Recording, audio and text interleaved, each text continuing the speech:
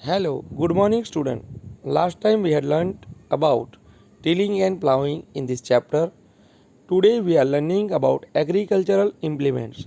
आज हम agricultural implements मतलब कि कृषि औजार के बारे में सीखेंगे. Before sowing the seeds, it is necessary to break soil clumps to get better yield. Before sowing the seeds मतलब बीज उगाने के पहले it is necessary to break soil clumps to get better yield. तो जुताई के लिए मतलब कि बीज उगाने के पहले हमको सॉइल के जो टुकड़े होते हैं, मिट्टी के टुकड़ों को छोटे छोटे करना आवश्यक है. This is done with the help of various tools. और ये सब भिन्न भिन्न प्रकार के टूल्स के द्वारा होता है. The main tools used for this purpose are the plough, hoe and cultivator. तो ये पर्पस के लिए यूज़ होने वाले तीन जो इम्प्लीमेंट्स है, औजार है, उसके बारे में आज हम सीखेंगे. So first one is plough. Plough मतलब हल. It is in this figure. So यहाँ एक प्लाव है जिसके अंदर फिगर के अंदर नीचे प्लाव में प्लाव शेर होता है और प्लाव शेर से आगे एक लंबा जो टुकड़ा होता है, it is called plough shaft.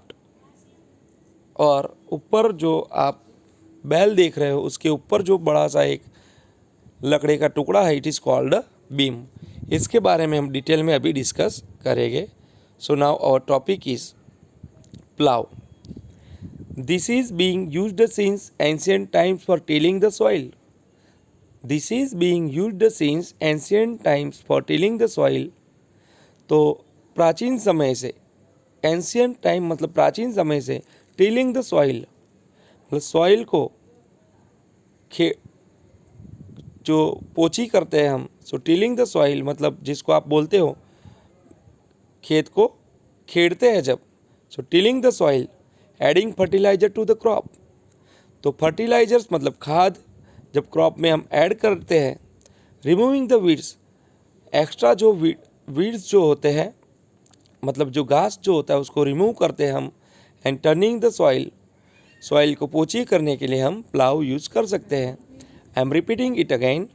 This is being used since ancient times for tilling the soil, adding fertiliser to the crop, removing the weeds and turning the soil. मिट्टी को पोची करने के लिए, उसमें से घास निकालने के लिए, उसके अंदर खाद ऐड करने के लिए हम प्लाव को यूज़ करते हैं. This is made of would and is drawn by a pair of bulls. This is made of would, ये लकड़ी का बना होता है जो आपने आगे फिगर में देखा. And is drawn by a pair of bulls, और दो बुल्स की मदद से इसको चलाया जाता है. और other animal like horses and camels. It contains a strong triangular iron strip called a ploughshare. It contains a strong triangular iron strip called a ploughshare. तो इसमें एक लंबी मजबूत स्ट्रॉन्ग ट्राइंगुलर लोहे की एक स्ट्राइप होती है, पट्टी होती है बड़ी, जिसको प्लाउशेर कहा जाता है, जो आपने फिगर में देखा अभी. The main part of the plough is a long log of wood which is called a plough shaft. The main part of the plough is a long log of wood, बड़ा लकड़े का एक टुकड़ा होता है, which is called a plough shaft, जिसको plough shaft कहा जाता है. The other end is attached to a beam. जो आपने फिगर में जो देखा, other end is attached to a beam, जो बड़ा एक लकड़े का हिस्सा जो था, which is placed on the bull's neck, जो बुल्स की गर्दन पे रखा जाता है. One pair of bulls and man can easily operate the plough. One pair of bulls मतलब बुल्स की एक पैर मतलब दो बुल्स, एंड मैन और एक इंसान, can easily operate the plough, जो प्लाव को इजीली ऑपरेट कर सकता है. The indigenous wooden plow is increasingly being replaced by iron plow nowadays. तो ये वुडन प्लाव जो था उसकी जगह आज आयरन प्लाव ने ले लिए, जिसको हम ट्रैक्टर के साथ लगा के हम खेत में यूज़ करते हैं.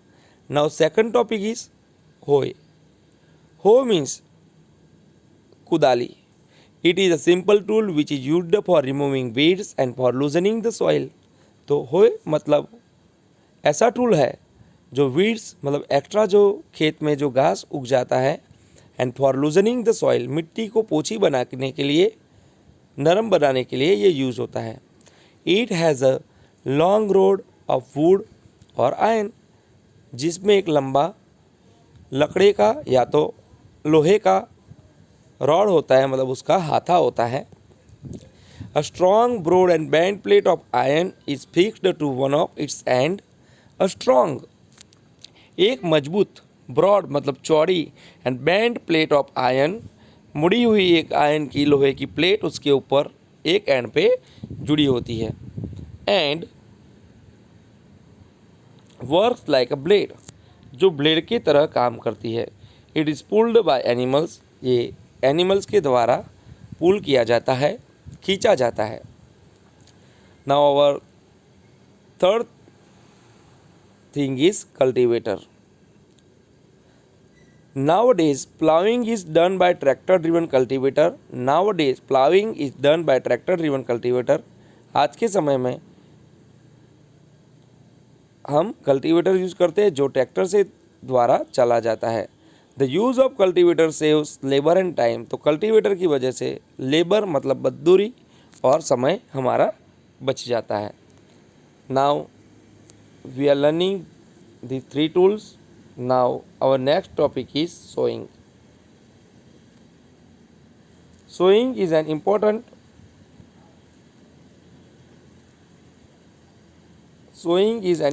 part of crop production. Before sowing, good quality, clean and healthy seeds of a good variety are selected. Farmers prefer to use seeds which give high yield. So sowing is an important part of crop production. तो sowing मतलब बीज को बोना, ज़मीन में बोना। तो sowing एक बहुत बड़ा इम्पॉर्टेंट पार्ट है क्रॉप प्रोडक्शन का। सो बिफोर सोइंग, बीज को ज़मीन में डालने के पहले, बोने के पहले, गुड क्वालिटी, अच्छी quality, clean and healthy seeds, साफ और हेल्दी सीड्स, गुड वैरायटी वाले हमको सिलेक्ट करने चाहिए, जिसमें हाई यील्ड मतलब अच्छे से प्रोडक्शन निकल पाए। So how can we select the seeds? So our topic is selection of seeds.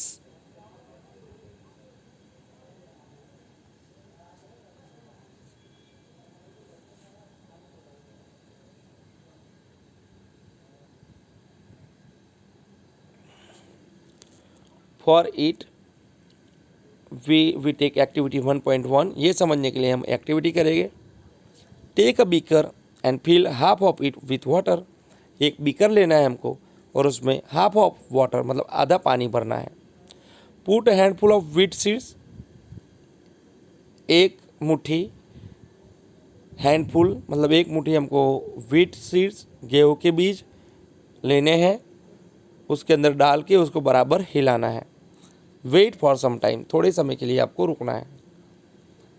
Are there seeds which float on water, are there seeds which float on water, क्या यहाँ पे कोई seeds तैरते हैं?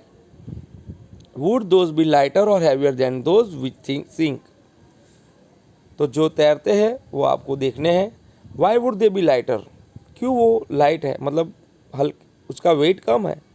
सो damaged seeds become hollow and are thus lighter, तो damaged seeds जो होते हैं, जो सीड्स खराब हो गए होते हैं, जिसमें डैमेज हो गया होता है, होल हो गया होता है, they are lighter and they float on water, they are not good seeds.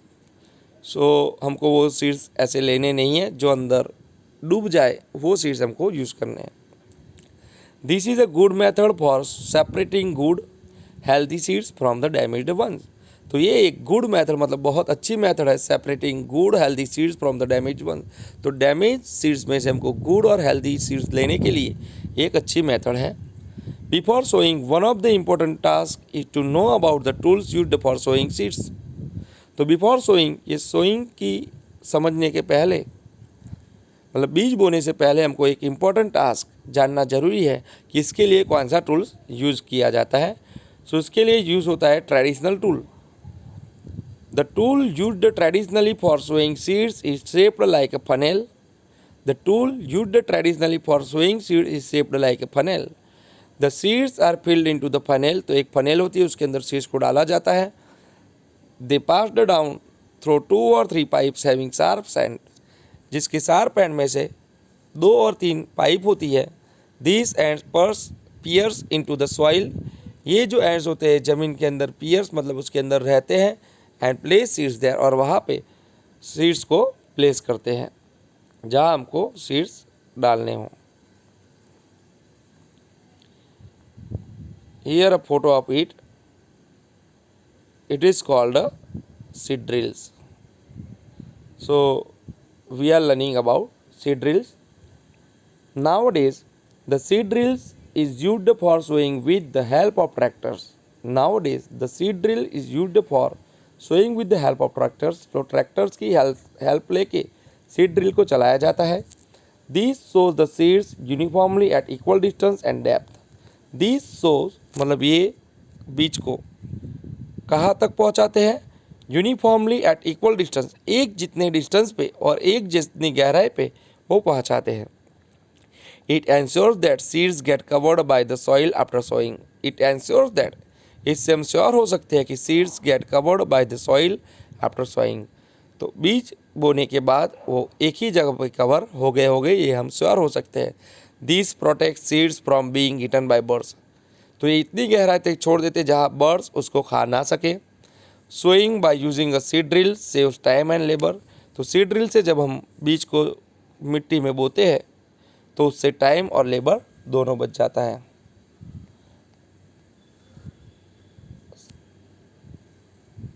Sufficient sunlight, nutrients and water from the soil.